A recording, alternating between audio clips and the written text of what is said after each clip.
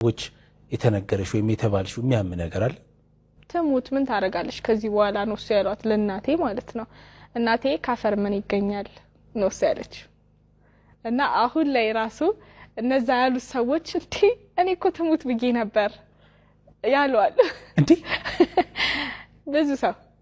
መጣው እንደዚህ ብለው ላው ለናቴ ማለት ቀብሯ ስንሳት ነው ተባለ የመጀመሪያ በቃ ታጋሽታለሽ ምክንያቱም አደጋው ከባድ ነበር አተርፍም ተብሎ በቃ የጃኒ ልጅ መቼ ነው ቀብሯ ነበር እሱ የተባለው እና ተሙት ምን ታረጋለች ሲባል እናቴ ናት ካፈር ምን ይገኛል አለቻቸው ሳት ፔንፉል አው ለናትሽን ሆኛ ያሰብኩት ለናቴ ከባድ ነው በጣም እናት ስትወልድ ልጅ አሁን ላይ ደግሞ እንዴት ቻለችው እላለሁ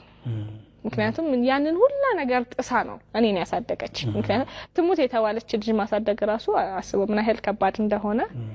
ግን ትችላለች ብላ አሳደገችኝ ቺጌም አሳይተታለች በጣም ትለሻለ ጀግና ነሽ ብዙዎችን እያሳየሽ እኮ ነው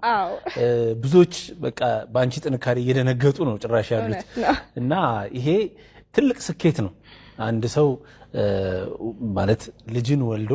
የሚፈጥርበትን ችግር አቋቁሞ እንደዚህ ቆሞ ሲሄድ ማየት ማለት ያንን የሚያህል ስኬት የለም እና ይሄንን መቋቋም የማይችሉ ብዙ ወጣቶች ይኖራሉና ለነሱ ማለት የምትፈልጊው ምንድነው ጠንክረን ማሳየት እንዳለብን ነሱ መናገር የምፈልገው ምክንያቱም የማይታለፍ ነገር የለም ህይወትክ ላይ ነበር ነው የምትለው ምንም ጠባሳ ቢሆንብህ ዛሬን አትታመምም ያለፈ ነገርህን ያስታውስክ ዛሬ መታመም የለብህም አለፈ ነው ይሄንን ስለ ብዙ ነገሮችን ታመም ያለው በጣም የማያልፉ የሚመስሉ ቀናቶችን እኮ አሳልፍ ያለው ግን ደግሞ እግዚአብሔር የሰጠኝን ነገር ስለማይ ነው ልጆቼን ትዳሬን በዙሪያ ያሉ ሰዎችን ስለማይ ነው ዛሬ እዚህ ላይ ደረስኩት እነሱም ያላቸውን ጸጋ ይዩት ነው እሱ የምለው እንጂ ብዙ የሚያሙ ነገሮች አሉክ በህይወትክ ላይ ያ ማለት ግን ዛሬህን አትኑር የሚል ግን አይደለም ያው